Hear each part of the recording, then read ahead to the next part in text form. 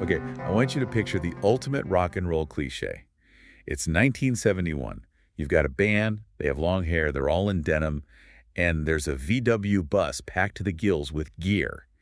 They're hitting the open road. Right. And usually that story ends with them trying to get famous. Exactly. Trashing hotel rooms, playing sold-out clubs in London or New York. You know the deal. That's the standard mythology, the almost famous bus ride, the quest for glory. Right. So now I want you to take that image, that whole 70s road trip aesthetic, and just completely invert it. Okay. Keep the van, keep the long hair, keep the instruments, but throw out the songs. Throw out the songs. Throw out the audience.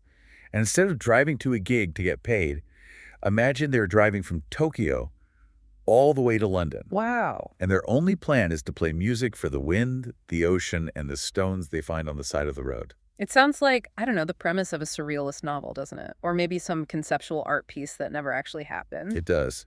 But this is the actual historical story of a group called the Taj Mahal Travelers. It really is. And that is what we are deep diving into today. We're looking at a fascinating column by MMR called Taj Mahal Travelers and Takehisa Kosugi, The Trajectory of a Journey Unleashing Sound. And honestly, calling this a story about a band just feels wrong. It's too small. It is wrong. I mean, if you go into this expecting a band in the Beatles or the Stones sense, or even, Pink Floyd, you're going to be confused. This is a story about a radical philosophical shift. We're looking at a group of people who decided to stop viewing music as a structure. Right, like verses, choruses, melody. All the things we whistle, exactly. And they started viewing sound as a natural phenomenon. That's a heavy concept to start with. Sound is a natural phenomenon. But that's the mission today. We're going to trace this journey from the avant-garde art centers of 60s Tokyo, across the deserts of the Middle East, all the way to the actual Taj Mahal. It's an adventure story for sure. It is. But it's also a crash course in learning how to listen in a completely different way. And to really understand why a group of musicians would drive across the world to play violin for a rock in a ravine, we have to understand where they came from. Right. You don't just wake up one day and decide to play a duet with the wind unless you've done some pretty serious thinking beforehand. So let's rewind. Let's drop into Tokyo, early 1960s. What's the vibe there? Because when I think of the 60s, my mind usually goes to London or San Francisco. What's happening in Japan? It's electric. The source describes the avant-garde scene as quietly germinating, but I think it was boiling over. You have to remember, post-war Japan was rebuilding. There was this rapid economic growth, and the art world was just desperate for something new. And you had these hubs, right, like the Experimental Workshop and the Sojitsu Art Center. Exactly. And these weren't just, music venues where you go see a jazz quartet. No, they were melting pots. In early 60s Tokyo, the walls between disciplines were just crumbling. You didn't just have composers talking to composers. You had musicians working with lighting designers, with sculptors, dancers, filmmakers. A total cross-pollination of ideas. Everyone was asking, what is art and how can we break it? And walking into this volatile mix is our main character, Takehisa Kosugi. And he starts out on a pretty traditional path, right? He's a student at the Tokyo University of the Arts studying violin. A very rigorous classical education. He knows his Bach, his Beethoven, his scales. He understands the rules of Western music perfectly. But he's sitting there, bow in hand, and he starts feeling just claustrophobic. The source says he felt traditional musical forms were limiting. He has this epiphany where he stops seeing sound as a structure to be built and starts seeing it as an event that just happened. That distinction, structure versus event, that is the key to everything we're going to talk about. Think about classical music. It's architecture. The composer is the architect. He draws the blueprints, the sheet music, and the players build it exactly as planned. It's all about control. Total control. It's about imposing your will on the air. And Kosugi looked at that and just said, no. He has this quote that I think frames his entire life. He said, "Sound begins to live away from the will of the performer." Away from the will. That is the rebellion right there. He wanted to remove his own ego from the equation. So it's not about making a sound happen. No. It's about creating a situation where sound could happen. So in 1964, he starts experimenting. He forms a group, Collective Music, with some heavy hitters like Toru Takemitsu. But then later that year, something happens in Japan that just blows the doors off the entire scene. The arrival of the Merce Cunningham Dance Company. And the music director for that tour was John Cage? John Cage, along with the pianist David Tudor. Now, for anyone who hasn't spent time in a music theory class, John Cage is essentially the godfather of indeterminacy. Indeterminacy. Okay, can we break that down? Because it sounds like a complex academic term, but the concept is actually pretty simple. It is. It basically means chance or non-intention. Before Cage, a composer chose every single note. Cage asked, well, what if I roll dice to decide the notes? What if I use the I Ching? What if I just open the window and let the traffic noise be the music? So it's about surrendering control. Exactly. When Cage and Tudor arrived in Tokyo in '64, they brought this philosophy that you don't have to control the outcome. And for Kosugi, who was already feeling trapped by the violin concerto format, this was massive validation. It was like someone opened a door and said, you're not crazy. You're on the cutting edge. Right. The goal shifted from how do I play this perfectly to how do I let sound just appear? And this leads Kosugi right into the arms of Fluxus. Now, I always struggle to explain Fluxus to people because when I read about it, it seems halfway between a serious art movement and like a prank. That is a very fair assessment. Fluxus was this international network of artists, George Matsionis, Yoko Ono, Nam June-paik. Their whole thing was just dissolving the boundary between art with a capital A and life. So not just paintings in a museum. Right. It could be anything. A performance piece, a set of instructions, a gesture. And for Kosugi, who was involved from about 65 to 69, this meant the performing body became the work itself. The source mentions pieces like Music Expanded #2 and Catchwave. And these are not songs you can hum. Definitely not. No, they are happenings. They're about capturing the specific moment a sound occurs and then just vanishes. Okay, give me an example. Think about the act of zipping up a jacket. Is that music? Kosugi and Fluxus would say. If you frame it as an event, if you really listen to the texture of the zipper, the rhythm of the pull, then yes, it is. Wow. It's almost like mindfulness meditation, but for your ears. You're just paying extreme attention to these mundane things. Precisely. It's all about attention. And this groundwork, what we now call sound art, environmental music, it all starts right here. They were democratizing sound. You don't need a Stradivarius violin to make art. You just need to listen to the world around you. Which brings us to 1969. Kosugi has done the solo art thing. Now he wants a group. He recruits Seiji Nagai, Takashi Iijima, and for a little while, the jazz pianist Masabumi Kikuchi. And they call themselves the Taj Mahal Travelers. It's such an evocative name. It implies a destination, but also a journey. It sounds legendary before they've even played a note. It really does. But let's look at the gear they packed, because if I showed up to a band practice with this list, I would get kicked out. It is an eclectic mix. You have the classical roots violins, cellos, which makes sense with Kosugi's background. Sure. But then they add trumpets, harmonica, electronic oscillators, and radio receivers. The radio receivers are the part that fascinates me. Yeah. Why bring a radio to a jam session? Are they listening to the news? It goes right back to that idea of non-intention. If you're playing a violin, you're making casas. Your brain is telling your fingers what to do. But if you turn on a shortwave radio, you're collaborating with the atmosphere. You might pick up a news broadcast from Russia or pop music from a local station or just static from a lightning storm somewhere over the ocean. You cannot control it. So the radio introduces an element of chaos that forces the musicians to react. Exactly. It keeps them honest.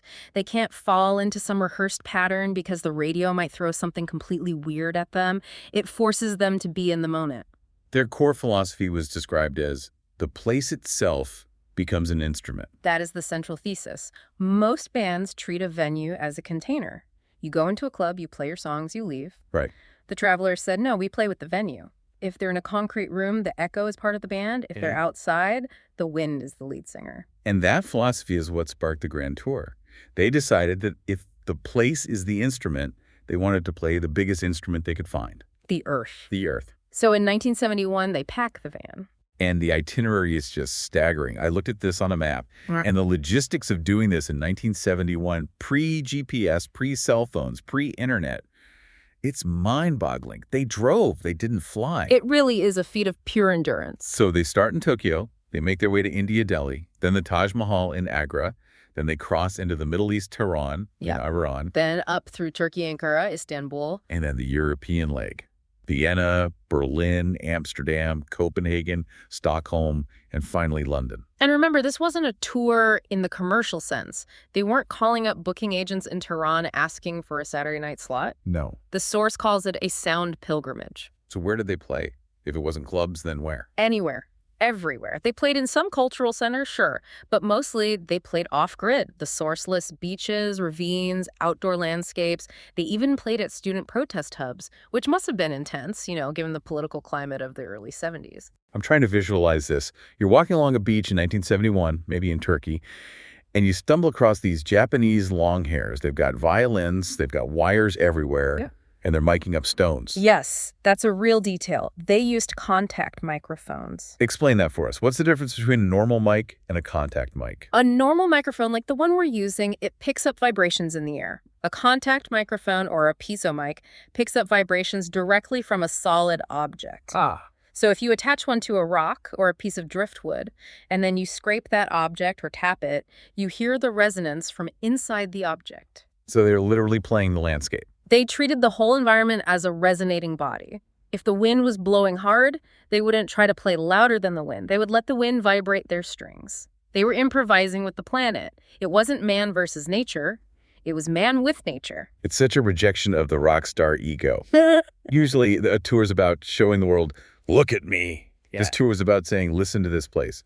They were trying to dissolve into the landscape. And there is one specific moment where this whole philosophy just peaked. July 15th, 1972. The date of their most famous recording. And it's titled, appropriately enough, Taj Mahal Travelers, July 15th, 1972.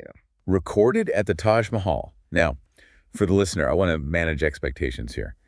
If you go to Spotify or YouTube and pull this up, do not expect a catchy beat. No, it requires patience. This is drone music. This is ambient. Describe what we're hearing on that tape. If I close my eyes, what is the soundscape? You're hearing a fusion of time, space, and acoustics. There is no beat to tap your foot to. There's no melody you can whistle. You hear these long, sustained electronic drones. You hear vocals that just sort of drift in and out like ghosts. You hear the violin, but it sounds more like a texture than an instrument. And underneath all of that, you hear the ambient sound of the Taj Mahal itself. It feels ancient, but also kind of futuristic at the same time. It's very spatial. The source describes it as inviting the listener inside the sound. Because there's no rhythm, you stop waiting for the next bar. You start predicting what comes next. You just exist in the current moment. That's the event concept Kosugi was talking about way back in Tokyo. Exactly. It's the ultimate realization of his goal. Sound as a natural phenomenon. It's not about whether it's good or bad music. It's about the experience of the sound existing in that specific space. It's incredible they captured it on tape. It's this monument to their journey. But, like all road trips, it had to end. They reached London, and eventually the group went their separate ways. They did. The Travelers disbanded. But Kosugi wasn't done. In the mid-70s, he moves to New York City. And this kicks off a whole second phase of his career. He releases a solo album in 1975 called Catchwave. And I've heard people say this album is basically the bridge between the avant-garde 60s and the ambient music boom of the 80s. It's a masterpiece. On Catchwave, he's still using the violin, but he's processing it through tape delays and feedback. Okay, let's pause on tape delay. That's where you record a sound and play it back a split second later to create an echo, right? Right, but in 1975, this wasn't some digital plug-in. He was doing it physically with cape loops. The sound is recorded on magnetic tape. The tape physically moves to a playback head, and that creates the echo. Wow. It creates these layers. You play a note and it repeats, and then you play over that note and that repeats. It creates this wash of sound. Like a hall of mirrors for audio. Exactly. And you can draw a straight line from Catchwave to Brian Eno or Robert Ashley or even modern drone and ambient music. He was pioneering these textures that we now hear in film scores and meditation apps everywhere. So Kosugi is in New York. He's influencing the next generation. And then his career comes full circle. He reconnects with the man who sort of started it all for him. John Cage. From 1977 all the way through the 90s, Kosugi served as the music director for the Merce Cunningham Dance Company. Taking the baton from Cage himself. Precisely. He spent decades continuing that exploration. How does sound interact with movement? How does it interact with silence? He kept working until he passed away in 2018, and right to the end, he stuck to that core belief. Sound is a natural phenomenon. It's quite a trajectory. He starts as a student feeling trapped by sheet music in Tokyo. He goes on a sound pilgrimage across the Silk Road, playing radios in the desert, and he ends up in New York, directing music for one of the most famous dance companies in history. And along the way, he just fundamentally changed how we even define music. So let's bring this home for the listener. Why does this all matter? Why should we care about a group of guys who played violins for rocks 50 years ago? Because they taught us a new way to listen. I mean, look, we live in a world where sound is usually information. Your phone pings to tell you something. A song has lyrics to tell you a story. A siren tells you to move. It's all data. It's all data. We are constantly processing it. We're decoding it. What does this sound mean? Right. The Taj Mahal Travelers taught us to listen to sound not as a message to be decoded, but just as a phenomenon to be experienced. Like watching a sunset. You don't ask what the sunset means. You don't try to analyze the structure of the clouds. You watch it. You just let it wash over you. Exactly. The source material ends with a quote from Kosugi that I think summarizes their entire existence perfectly. He said, "We are travelers, not performers." We are travelers, not performers. I love that. It takes the pressure off. You don't have to perform for the world. You just have to travel through it and listen. And that's a lesson that applies to a lot more than just avant-garde music. It applies to how we walk down the street. Absolutely.